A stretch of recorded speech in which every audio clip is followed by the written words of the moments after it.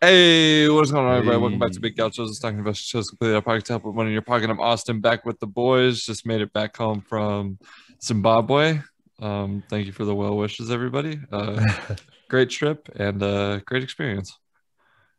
Yes, sir. Hey, what's up, Big Gaucho? It's your boy, Big Gaucho Tyler. We back with another banger video. And quick announcement, we got our Big Gaucho merch in person here live for today's amazing podcast. Mm-hmm. Yes, sir. We got some merch coming out, so it's pretty cool stuff. Make sure to check it out if you are interested. I'm Big After Dave. Before we get started, though, make sure to like, comment, and subscribe if you're new to the channel. We appreciate all the love and support. Helps you find our stuff more often if you like our content. And Austin, are you back from Zimbabwe, or are you just podcasting in Zimbabwe? I'm a little confused. No, I'm actually back. I got a pretty fast flight home, so American Airlines hooked it up. We'll just say that. Nice, Bye. nice. Bye, Yeah. Well, American. it's a pleasure to have you back. Great to be back, and I guess we'll go ahead and kick it off on my return. First story, you probably saw in the thumbnail. Pretty big news recently too. But our boy Vlad over at Robinhood, the CEO, he was getting grilled pretty hard by Congress today, just based on those claims that Robinhood was trying to help hedge funds by suspending trades on AMC and BlackBerry, Naked Juice, those types of volatile stocks. He was ultimately ended up defending their decision to stop this trading. We'll get to that in a second, but he still thinks that the result of it was unacceptable, even though he defended the decision. So it's kind of bouncing back and forth. Doesn't really make sense, but both sides of the aisle were calling for stricter regulation on that, just because Robinhood's gross mismanagement, but they're also trying to regulate Reddit type trading. Oh, so not too good. Lastly, though, the crazy amount of trade volume on GameStop, AMC, and all those Nokia, BlackBerry, Naked Juice, all that. That's why Robinhood suspended the volatile stocks, because they ended up having a trade deficit in their accounts of over 3 billion, because they have to cover like all the trades until they clear, like when they put an order in, and Mhm. so their accounts wouldn't let them do that anymore. So they ended up having that $3 billion deficit, and that's why supposedly they decided to suspend it. But they couldn't execute those trades anymore until like they got volume from other stocks being traded just to make up for that deficit, and that's why they slowly increased the limits. I feel like a Is lot of people don't buy this though. Yeah, I don't believe it, to be honest. So you're saying they basically bankrupted themselves because they couldn't pay off all the gains that were being made, essentially what I'm hearing. Well, yeah, they couldn't cover all the trades simultaneously. So yeah, I find it hard to believe they don't have systems in place for that. Yeah, I do too. I think that Robinhood definitely still needs to get punished for this, or at least some type of reimbursement is needed. I don't see why they should regulate Reddit trading. I mean, it's just a platform that a lot of people got together and just decided to buy a stock. I don't think there should be any type of regulation towards this, communication towards people. Um, if someone wants to buy a stock, then they get to buy that stock, and they did their due diligence, hopefully, because we always disclaim that. Mhm. And if they lose money the right way, then that's fine. But if they gain money just like anybody else does with high trading volume, then they deserve to be able to get cashed out or hold to their stock. Agree. I'm a little confused too, because like I don't think it should take too long for the stocks to clear through the trading companies and move into your account. Um, I don't know, but I feel like that's a pretty weird excuse. I don't know too much about how they do it as a brokerage and how fast it is, but I couldn't imagine that they would be at a deficit for more than like an hour after you can mince a trade or something. They just take it out of your account then and pay it off. But So that's what I'm wondering too. And like, yeah, I agree. It just sounds like a cheap excuse. But I remember when I was trying to sell AMC, I had to try to cancel and replace like 10 to 15 different orders in like the span of less than 30 minutes, just because Robinhood wasn't even keeping up with the trades anymore. So maybe it actually did break their system, but I don't see how they could be losing like that, like on that big of a scale. Yeah, and plus there was other brokerages that limited trading too, so it's not like Robinhood was the only one. So that's why it seems more a coordinated thing than if it was just Robinhood, maybe that would be a more believable excuse. But if it was, but like it was multiple different brokerages that were limiting trading or maybe even halting it altogether. So that's why it seems kind of sketchy. And Yeah, definitely. Yeah, and I know they're like the biggest brokerage or whatever, but it feels like a PR stunt basically. And like these $3 billion in trade deficit, they weren't paying out to people, were they?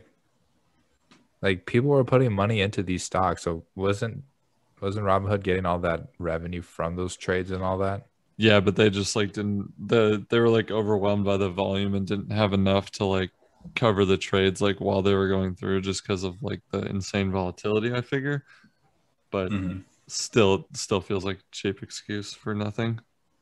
Yeah, they also sold people's equity or people's stocks when they were on margin without even letting them know, which is kind of crazy. That's Because like, pretty insane. I mean, usually they'll do it if your stock drops a lot, just to be able to cover the margin costs, so they don't lose anything. But not when you're like making mad gains. That's really bizarre too.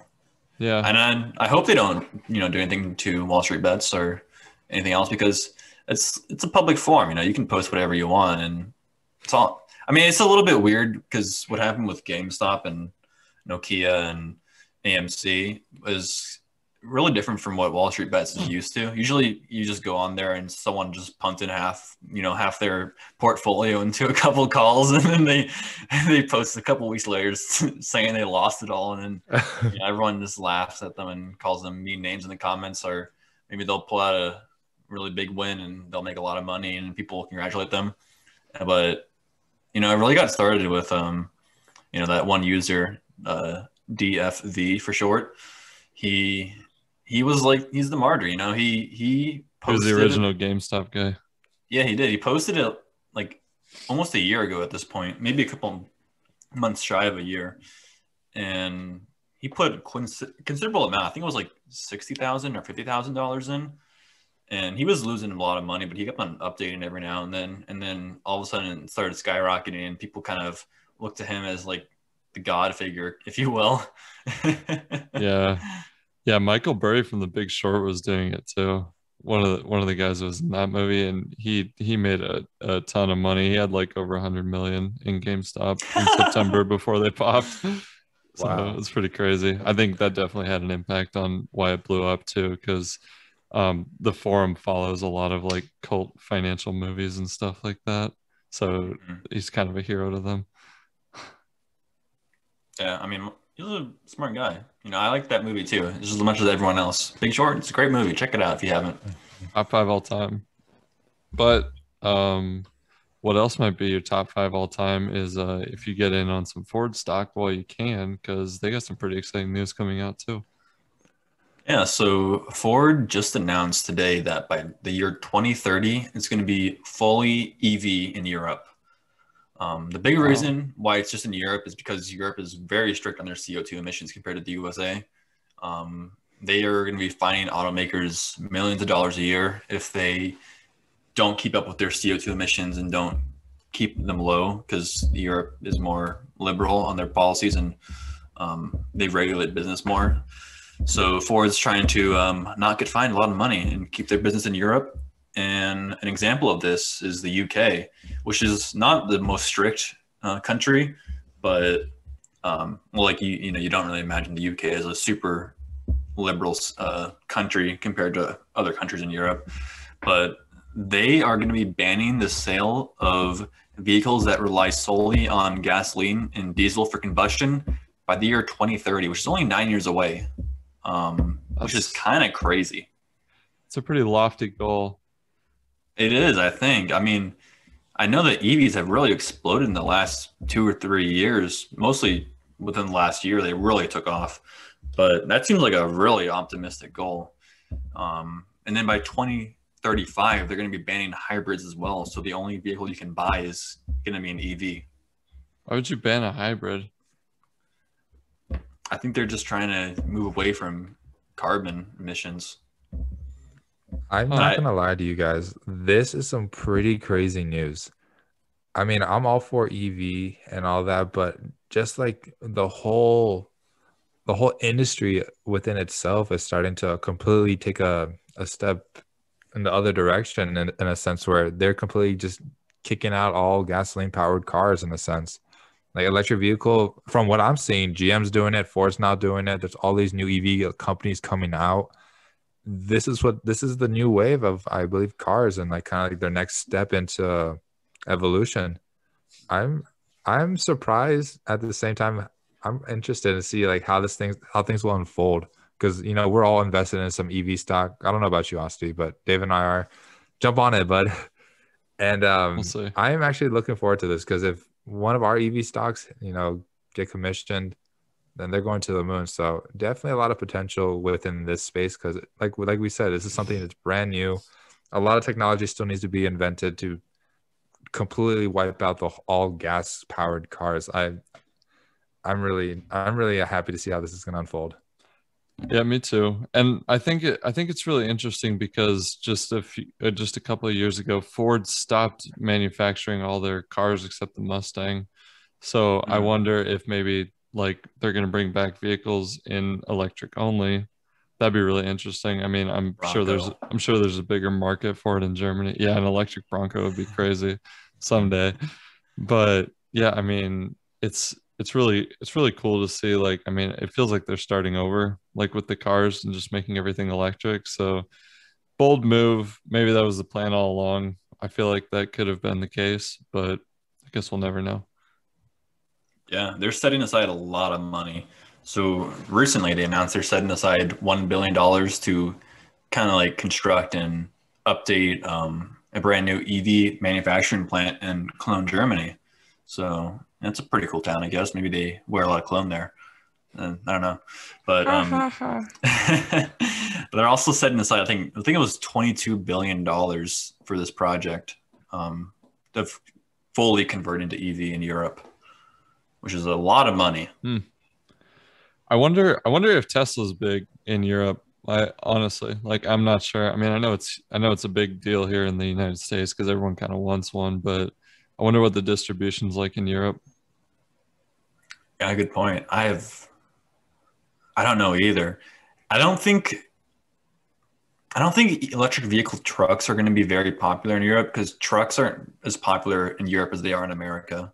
Yeah, it's like economy cars. That's why I'm wondering if Ford's gonna like start making like their econo box cars again, like Focus and Fiesta and all that. But You know, maybe what they should do is just give everyone a smart car. that'd be And then cool. Those are fun to drive. and if you need like extra cabin space, just have like a wagon behind their smart car they pull around. The Red Rider like wagon. Yeah, exactly. That'd be pretty funny. I'm down with it. Well, Yeah. that's interesting. Might have to buy some Ford stock while it's in the gutter, honestly, just for a long-term hold. Yeah, especially if they take it off. But I also got some breaking news on Ford right now. So they just announced that they were calling 153,000 vehicles in the US and Canada that What? could have faulty inflators. Oh, jeez. Heck yeah, we love to see those news articles. Oh yeah. For airbags? Yeah, exactly. Oh, shit. So that means Ford's going to the moon tomorrow. So they identified 144,340 US 2004 to 2006 Ford Ranger trucks and about 8,800 in Canada that could have obsolete Takata parts. And I believe that has something to do with their Tecate, like the beer.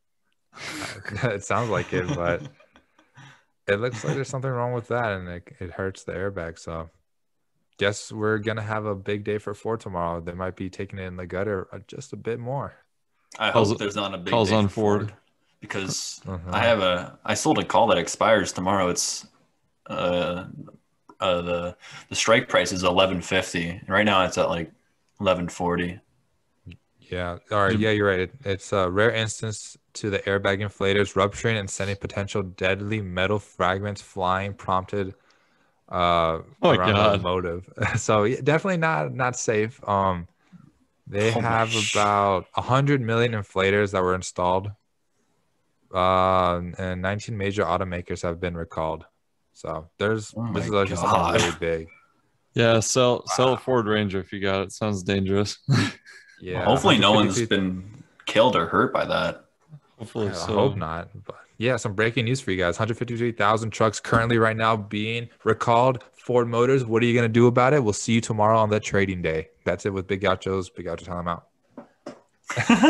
Sounds good. On that note, we'll go to the next story. This is about Bitcoin.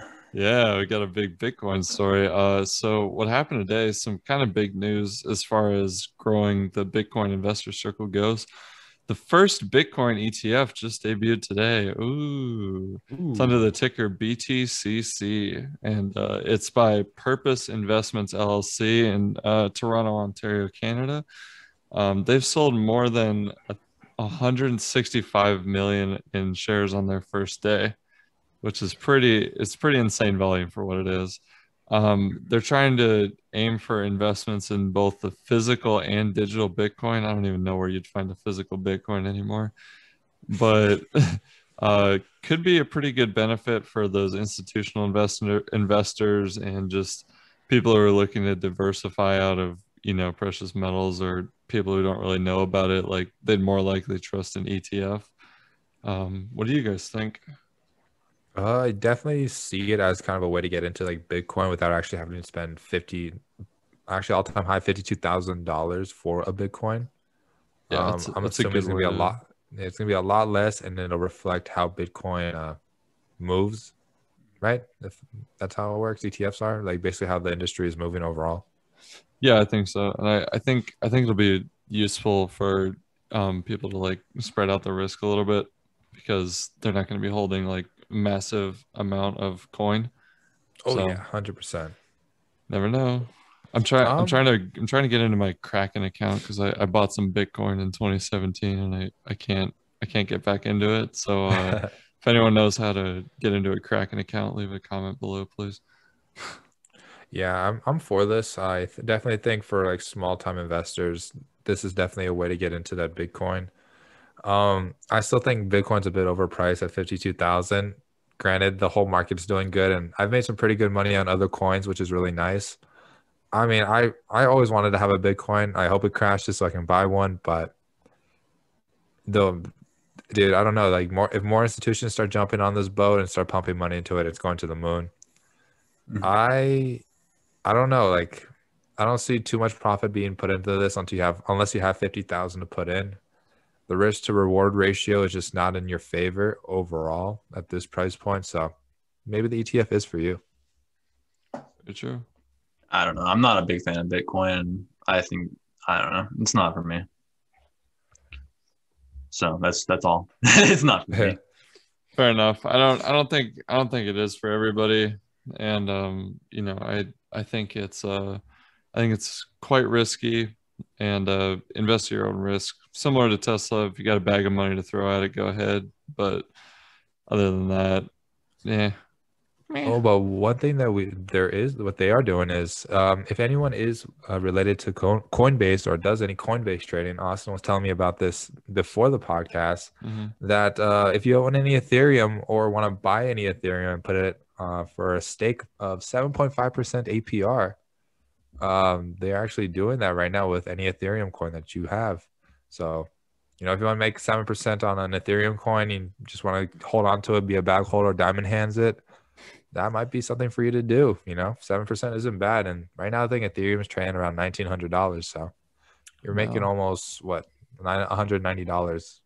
Yeah, I Oh, mean, no, no, it's not 100, it's like $50. it's not Yeah. bad for doing nothing. Yeah, exactly. So, if you Better want than the some passive bank. income, yeah. No, dude, the bank's putting 0.001% on interest in your Putting savings. You're like not doing anything with that. putting like 3 cents a year. Yeah. Not even usually. Yeah, and plus they're gonna cover any losses. So whatever you put it in, I guess they cover your losses if it crashes. So you're not really losing anything. Well, supposedly. allegedly. Well, allegedly, yeah, of course. And Well, also they're talking about like a range from 3.5% to 7.5%, depending on how many people do it. yeah, I'll believe it when I see it. But I'll also believe Lordstown Motors taking off to the moon when I see it. Let's go, Lordstown, baby. That's what we do. Yeah, so we One talk of about us is Lordstown. invested, if you can't tell. We talk about Lordstown quite a lot, and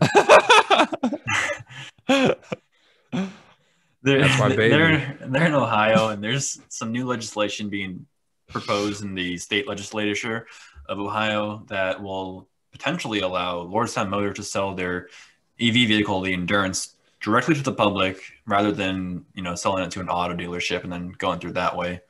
Kind of like how Tesla does it, where they just sell it to you directly. So that would be really helpful for them, I think. Oh yeah, 100%. You're basically Yeah. taking away the middleman to sell any type of product. So you're already cutting costs on that. You can give the consumer better deals, or you can keep it the same price and profit more and then roll it back into the business. I love Lordstown. They were also on CNBC, I believe. The CEO was talking, and he was talking about how they are on schedule to be fully operational in September, and that they're already starting to make their proto beta models, I believe. So I'm all for it. Looks like everything is on track. Obviously, there's still a lot of competition, but I'm gonna hold on to them. And hey, if they get this passed, that just means more people to sell to. So Yeah. let's do it. I mean, they could end up being like Tesla, where they're just all direct to consumer, and they control all of their dealerships because they have the process so streamlined. So I think they're taking a good page out of Elon's book there, and it could turn into some massive gains for them later on down the road if they play their cards right. Definitely. Do you think having dealerships like that may not continue very long anymore? Just like maybe some companies will just start doing what Tesla's doing and what Lordstown wants to do and just sell directly to the customer? I think maybe as like a newer generation of car buyers comes in, just because I think everybody's traditional sense of what car buying is you go in and haggle with the salesman for hours, and then like it's a painful process, but you feel like you got a good deal even though you really didn't. Like they know how to rip you off every time.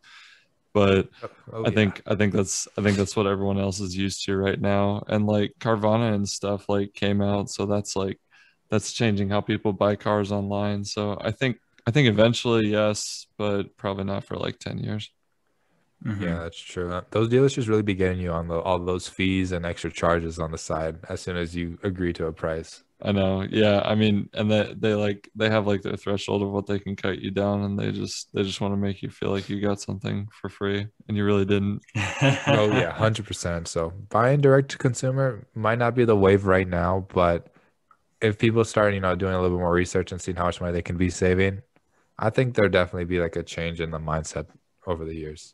I think also a really good thing about dealerships though is you can test drive your vehicle before you purchase it, because I think it's always important just to kind of feel how the car drives and accelerates and brakes, and how if you like it or not. Because some cars I get into and like, I'm driving and I'm like, oh, this is terrible. I just hate it.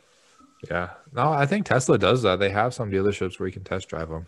Yeah, you can test drive the Teslas at the dealership before you buy one, but you can also get a refund if you don't like how it drives. True. Yeah. Same with I guess Carvana. it's a I don't know. Yeah. All right, then. Sounds yeah. good. Lordstown Motors, it's a buy. Sponsor us. I'm gonna always be a buy. contact to the people, It's people always a very buy. soon. Buy Ride with Lordstown us. Motors and buy Ripple, and just don't buy GameStop. Whatever you do, obviously. So there's some new data that just came out pretty recently, and it's not looking good for GameStop because their foot traffic has reduced a lot over the last year. So for the month of January, foot traffic in the store was down almost 17% compared to last January. But I mean, there's another factor we got to consider. That could have been the C word, the virus, the death machine. That could have been a pretty big factor, I would imagine. So maybe we got to wait until like April or May to really see. But it also is a little bit concerning because, in January and also a little bit into February, they were having their huge rally, and they had a lot of publicity in the news and on Reddit, of course, and people just talking about it like with their friends. Like I was at a restaurant and there's people talking about GameStop. So when the foot traffic is down, when it has that much publicity, it's still a little bit concerning, I would say. That's highly concerning. I mean, I think everyone knew what they were getting into. I mean, I don't think they were concerned about the company fundamentals. It was just like because there was a big pump going on from Reddit. Oh yeah, 100%. I even heard them at the gym. People were talking about it, and like they were trying to explain what was actually happening within the stock, and what I was hearing was not the right information. But I mean, I'll tell you. I mean, I went to GameStop last week with David. You know, we took a little bit of a tour. We saw how it was. It's completely different from what we remembered it, because there used to be like hundreds of games everywhere. We can just go around and like pick out which case you want and then go to the front and get your game. Now it's starting to turn into more of like a collector's shop. You see a lot of figurines, Pokemon cards, and like all these other collectibles. And Dave made a great point. He was like, you know, if GameStop starts going away from like gaming and more into like collectibles and all that, they could definitely have something there.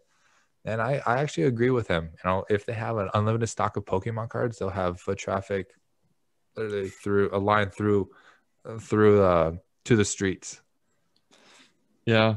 I mean, it would be a pretty big shift in their business model, but it doesn't sound like they have any business anyway, so it doesn't matter. Might as well try. Hail Mary. Yeah. Because like buying video games now, there's so many options. You know, you can go to GameStop, you can go to Best Buy, you can go to Walmart, even, or Target if you really are desperate. Or just do a digital download too. Yeah, and a lot of gaming systems now are just it's direct digital downloads. So there's no disc for the most part. So I think the market of that is dwindling quite rapidly. Yeah, I would say so. Yeah, I mean, and they can only make so many new consoles. So I think, yeah, you're definitely going to have to start getting into collectibles on that front. Like Atomic Comics, if you remember that store. Dude, if Atomic Comic was still around today, they would be probably the most busiest store. Yeah, Pokemon cards really blew up in the last 2 years, I would say. Yeah, that was 100%. Way back. Holy moly. Definitely. Well, what isn't way back is what we got today. We got those biggest winners, biggest losers, and we got the sleepers. And you can make money today and don't worry about the past. True. Let's hit that soundtrack. Bada bing, bada boom. What do we got, boys? Number one, we got Wix.com. Ticker is Wix, W-I-X. They are up 14% on the day almost. And they're a website building service and also do cloud stuff. So, yeah. I didn't know they did cloud. That's cool. Yeah, I think they just do that for hosting their websites, though. Oh, okay. Essentially. Makes sense. Good diversity. I like it. What's number two? This is one of my favorites. Yeah, number two, we got the Cheesecake Factory Incorporated. The ticker is CAKE because it's thick, and it went up 8% today. So, Cheesecake Factory is pretty good. I think their food is a little bit mid-tier, I would say, but their cheesecakes are definitely the best I've ever had in my entire life. That's not even like close comparison. I don't know. I think the food's pretty decent. I like the bread's really good, but I like the chicken marinara pasta, the Baja chicken tacos, the jambalaya, and and the chicken teriyaki bowl. Those are all really good. Ooh, they have such a wide variety there. I've never been to Cheesecake Factory, so still planning my trip there. New Big Gaucho challenge. Order one of everything on the menu. Do their menu, or they cut down their menu a lot, but it used to be like 30 pages long. Yeah, but before I almost said it, before the illness, it was a huge menu. It's still pretty long now, but it's not nearly 30 pages like it used to be. Yeah, but those are the days. Yeah, check out Cheesecake Factory. It's pretty awesome. And let's hit these losers. Losers. Big L's. Number one, we have SunPower Corporation, SPWR, down 17%. And you guessed it, they did solar panels. So they tend to go up 18% and then go down 18%. It's just like really volatile. It's a little bit crazy, if you ask me. Dang. Yeah. And then number 2, we got stamps.com, STMP, down 16% almost. And it was kind of weird because they had a really good earnings report. I think they profited I think it was 230, I want to say, per share. Wow. But a lot of analysts said there's uncertainty about this field going forward after we recover from the illness and start moving out. But I think I have to disagree. Yeah, I think if you do need to send a letter, it's super convenient. Their stock, it doesn't seem like was affected by the illness. Actually, I'm looking at the graph right now. It just kept growing pretty much. I mean, it went down. It didn't even go down that much. Huh. It's pretty crazy. It's so weird. I'm looking back at the stock charts, and year to date doesn't even cover it. It was over a year ago when this stuff started. Yeah. Buy stamps, only 220 a share. It's an expensive stock, but Low I don't know. volume. I think it is low volume, but I think they could be good. I think it could be a good stock. Cash covered calls on stamps.com. And what else you need to know is these sleepers. Sleep, sleep, sleep, sleep, Sleep, sleep, sleep, sleep, sleep, sleep, sleep, sleep. sleep, sleep, sleep. Boom. All right, number 1, we got Ford. You guys already know. We talked about that. They're diversifying with those electric vehicles in Europe. Could be an industry leader, major powerhouse player. Check. Excuse me. Holy moly. Check it out. Some really good value to be had there. Oh yeah, definitely. EVs for life. Honestly, any big name corporation going EV, it's a buy in my book. Big names, big gains. Mm-hmm. Just like number 2, we got Tesoro Enterprises, TSNP. Honestly, got no idea what they do. But the stock's only 78 cents, and it was getting pumped up like crazy last week. It went to almost $2 or $3, I think $2 or something. So in volume, and if you can figure out how to buy it on pink sheets, could do you some good there. All right, I don't know what they do either, but maybe they're that one famous company that was on Wolf of Wall Street's. Oh, true. Aerotine Industries. Yeah, they just changed their name to Tessero Enterprise. What if I stock in Aerotime, please? A once in a lifetime opportunity. What's number 3 here? Number 3, you already know, one of the famous pump stocks. We got Naked Juice, also under $1. So, you guys already know where to put the money. It's not penny stocks or anything, but check them out. Could have some good value if you're expecting really long-term profits, but just beware, they're kind of risky because of how cheap they are. Yeah, it's Yeah. true. Yep.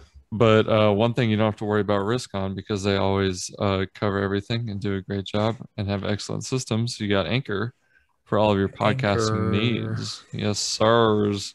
Let's hit that ad. Boom. All right. We got that bankruptcy boneyard. You already know. No new additions. We hate Ruby Tuesday. Do we have to add Steak and Shake yet, or has it not been filed yet? No, not yet. Not Hasn't yet. been filed yet. Dang. We're waiting on it. Yep. We'll have a new one soon. Just wait on it and give some love to Ruby Tuesday. Hashtag sponsored.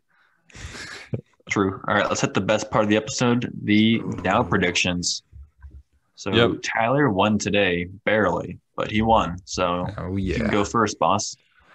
Yes, sir. You already know I don't lose ever. Coming back, I'm gonna go on a 20-win streak. Let's see. Dow Jones was down 119 points today. Yeah. We Big drop. already know it's just gonna go up again. It's just what it does. I'm gonna say 31,550. 531, 550. Yes, sir. Dang it. You foiled my plan. Ha ha ha. 31, 455. 454 point. Yeah, 455. Wait, what? I said 31,550. Oh, well then 31, 450. Sorry. Cool. Cool. Oh man.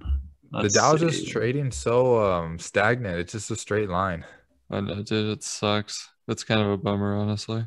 I'm not gonna lie though. I've been taking major hits on my stocks. Like they just been going down the drain, even though nothing's been happening with the Dow. I'm gonna go with 31,300. Nice. Honestly, if I were you, I'd buy into Lordstown. It's around $24, I think it's at. I think it might be a good time to buy into for a bit. Could be. I'll have to do some independent research. Of course. I mean, it's not like I talk about it every episode about everything that's going on about them, but it is what it is. Do some more research, I guess. Tyler's got his own motives here. Oh yeah. Well, so Dave picked 31,300 and Tyler's got 31,550. So Kanal should be buzzing in at 31,650 any second here. 100%. We know him. Probably. I'd wager some of my wins on that. Yeah, I'd bet all the money I have that he's going to say that. But you'll have to find out next time if he did or if he didn't. I want to thank everyone for listening. I hope you enjoyed the show. Leave us a voice message on anchor.fm/gauchos or biggauchos.com if you want to send an investing tip. We might put on the show. Tyler, do it. All right, Big Gauchos, quick disclaimer because we love disclaimers. We are not licensed brokers, and everything said on this podcast is our experience from our opinions. Switch that. It's our opinions from our experiences.